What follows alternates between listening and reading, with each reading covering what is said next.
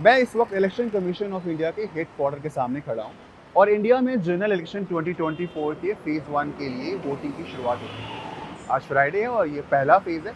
Friday के रोज़ 22 states और UTs के 102 लोकसभा कॉन्स्टिट्यूंसी में वोटिंग का मरहला मुकम्मल होना है। इस इलेक्शन पर दुनिया भर की नज़रें हैं क्योंकि वर्ल्ड में किसी भी देश में होने वाले सबसे बड़े डेमोक्रेटिक फाइट के तौर पर देखा जा रहा है।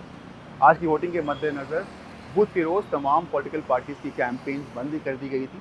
मुल्क भर में सिक्योरिटी हाई अलर्ट पे है और कमीशन हर तरीके से तैयार है।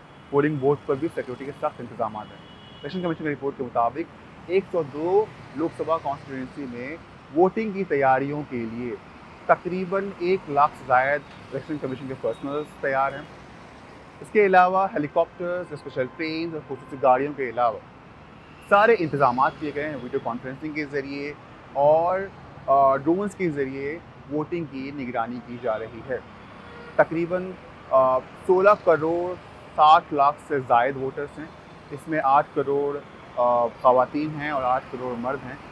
कुछ दूसरे जिन्स के भी वोटर्स आज वोट देने जा रहे हैं। हाँ, वो बता दें कि इंडिया में इलेक्शन 7 फेजेज़ में हो रहे हैं। आखिरी फेज़ 1 जून को अंजाम पाएगा। 4 जून को वोटिंग होगी और इसी दिन तय होगा कि इंडिया का अगला प्राइम मिनिस्टर कौन होगा।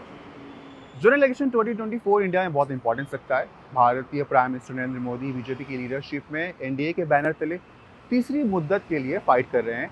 तो वहीं दूसरी तरफ इंडिया अलायंस के नाम से जो ब्लॉक है अपोजिशन का, वो भी जी जान लगाकर मैदान में उतरा हुआ है। इलेक्शन के मुद्दे और इशूज़ भी बहुत दिलचस्प हैं। नरेंद्र मोदी की पार्टी और उनके पार्टनर्स 10 साल के कामकाज के साथ साथ हिंदुओं के हुकूक पर इलेक्शन लड़ रहे हैं, जबकि जो अपोजिशन पार्टीज़ है वो बराबरी, समाजी इंसाफ और दीगर इश्यूज़ पर इलेक्शन लड़ने की कोशिश कर रही है। हम देख रहे हैं पिछले कुछ दिनों में कि इंडिया में हिंदू मुस्लिम इश्यूज़ पर काफ़ी ज़्यादा पॉलिटिकल डिबेट्स हुए हैं। उसके अलावा पॉलिटिकल कैंपेन्स में हिंदू मुस्लिम मसाइल भी उठाए गए, मंदिर और मस्जिद के मसाइल भी उठाए गए, लेकिन इस पर कुछ खास हलचल नहीं मची है। इसी तरह अपोजिशन पार्टी मुसलसल बेरोजगारी और इंसाफ के नाम पर मैदान में है। दिलचस्प बात यह कि अपोजिशन पार्टी के कई बड़े रहनुमा और लीडर्स सलाखों के पीछे हैं।